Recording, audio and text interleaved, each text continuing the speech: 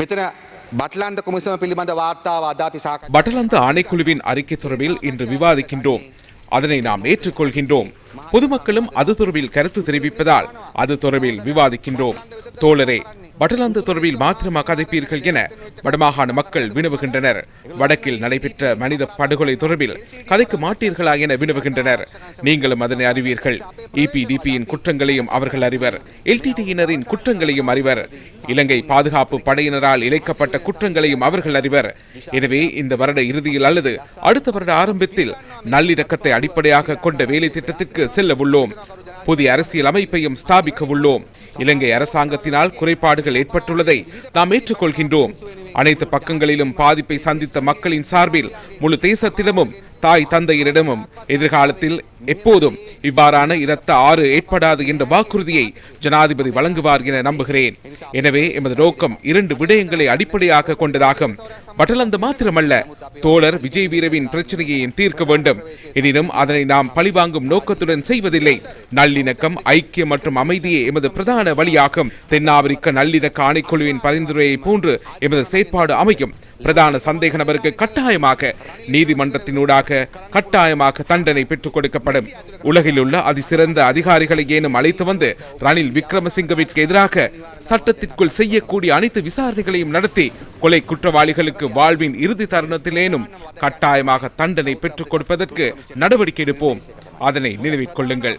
தென்னாப்பிரிக்க நல்லிணக்க ஆணைக்குழுவின் பரிந்துரையை போன்று பிரதான சந்தேக நபருக்கு எதிராக தண்டனை பெற்றுக் கொடுக்கப்படும். பிரதான கொலைக்காரர்கள் சுதந்திரமாக இருப்பதனூடாக நாம் எவ்வாறான நல்லிணக்க செயற்பாடுகளை முன்னெடுத்தாலும் அது வெற்றி அளிக்காது. கொலை குற்றவாளிகள் பெண் பிள்ளை ஒன்று பாலியல் துஷ்பிரயோகத்திற்கு உட்படுத்தப்படும் போது அந்த பாலியல் குற்றவாளி சிறைக்கு செல்லும் வரை அந்த பெண் பிள்ளையின் ஆன்மாவிற்கு விமோச்சனம் கிடைக்காது. ரணிலை போன்ற பாரிய கொலை குற்றவாளிகள் மக்களை தேடிச் சென்று கொலை செய்தனர். அவ்வாறான பாரிய கொலை குற்றவாளிகளை இனங்கண்டு எமது பிள்ளைகளுக்கு பயன்படும் வகையில் வரலாற்றில் எழுத வேண்டும். சித்திரவதை செய்தோர் மற்றும் மனநோயாளிகளுக்கு எந்த சந்தர்ப்பத்திலும் இலங்கையில் உள்ள அலுவலகம் ஒன்றுக்கு செல்ல சந்தர்ப்பத்தை வழங்கக்கூடாது. கட்டாயமாக வதஞ்சர்களுக்கு சட்டத்தினூடாக தண்டனை வழங்குவதை நோக்கமாக கொண்டு பட்டலந்த மாத்திரமல்ல, வடக்கு, கிழக்கு உள்ளிட்ட பல பகுதிகளில் மேலும் பல விடயங்கள் இருக்கின்றது. அனைவருக்கும் நீதியை பெற்றுக் கொடுப்பதை இலக்காக கொண்டு அடுத்த விவாதம் நடைபெறுவதற்கு முன்னதாக ஜனாதிபதி இது தொடர்பான விசாரணை ஆணைக்குழுவை நியமிப்பார். சிறந்த அணியொன்றை அவர் நியமிப்பார் என்ற நம்பிக்கை எமக்கு இருக்கின்றது.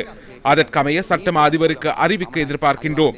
அதற்கிடையில் இது தொடர்பில் சட்ட ரீதியாக நீதிமன்றத்தினூடாக நடவடிக்கை எடுப்போம். வடக்கிலும் கிழக்கிலும் தமது பிள்ளைகள் வருவார்கள் என அன்றாடம் கதவை திறந்து காத்திருந்த தாய்மாருக்கு நீதியை பெற்றுக் கொடுப்போம்.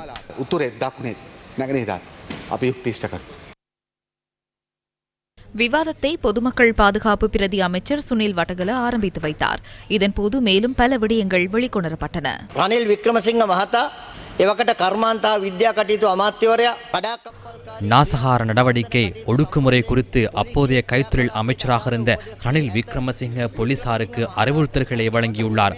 அத்தகைய உத்தரவை பிறப்பிக்க விக்ரமசிங்கவுக்கு சட்டப்பூர்வ அதிகாரம் இல்லை என்றும் இந்த விடயத்தில் அவர் தனது அதிகாரத்தை தவறாக பயன்படுத்தியுள்ளார் என்றும் ஆணைக்குழு கருதுகின்றது. அவர் தனது அதிகாரத்தை துஷ்பிரயோகம் செய்துள்ளதாகவும் ஆணைக்குழு கூறுகின்றது. இத்தகைய அறிவுறுத்தல்களை வழங்குவதன் மூலம் ரணில் விக்ரமசிங்க போலீசாரின் கடமைகள் மற்றும் சட்ட அமுலாக்க நடவடிக்கையில் தலையிட்டுள்ளார். அது மட்டுமல்லாமல் பட்டலந்த வீட்டு திட்டத்தில் சட்டவிரோத தடுப்பு மையங்கள் மற்றும் சித்திரவதை கூடங்கள் இயக்குவதற்கு ரணில் விக்ரமசிங்கவும் சிரேஷ்ட போலீஸ் அத்தியட்சகர் நளின் தெல்குடவும் பொறுப்பாளிகள் என்று வேறு இடத்தில் கூறப்படுகின்றது. இதனையே ஆணைக்குழு கூறுகின்றது. குறித்த காலகட்டத்தில் அரச பாதுகாப்பு அமைச்சின் பாதுகாப்பு ஆலோசகராக செயற்பட்ட ரவி ஜெயவர்தன யார் ஜேஆரின் மகன் போலீஸ் மா அதிபருக்கு தகவல் கொடுத்து சட்டத்தரணி லேனார்ச்சி தங்காளே போலீசாரால் கைது செய்யப்பட்டிருக்கலாம் என்று கூறினார். விஜயதாசில் என்ஆர்ச்சி தங்காளி போலீசாரால் கைது செய்யப்பட்டார் என்ற உணர்வு அவருக்கு ஏற்பட்டது. இதன் பொருள் என்ன? அந்த தீர்மானத்தை யார் எடுப்பது? ரணில் விக்ரமசிங்கவும் ஜேஆர் ஜெயவர்தனின் மகனான ரவி ஜெயவர்தனும் இந்த தீர்மானத்தை எடுத்துள்ளார்கள். இன்று கூட இந்த மரணங்களுடன் ரணில் விக்ரமசிங்கவுக்கு தொடர்பு உள்ளது. அவர் அந்த மரணங்களுக்கு பொறுப்பு கூற வேண்டும். அவர்களே கோணவெள சுனிலை சபுகஸ்கந்த போலீஸ் நிலையத்துக்கு அழைத்து வந்து தாக்கினர். அதனை நான் கூறவில்லை, ஆணைக்குழுவே கூறுகின்றது.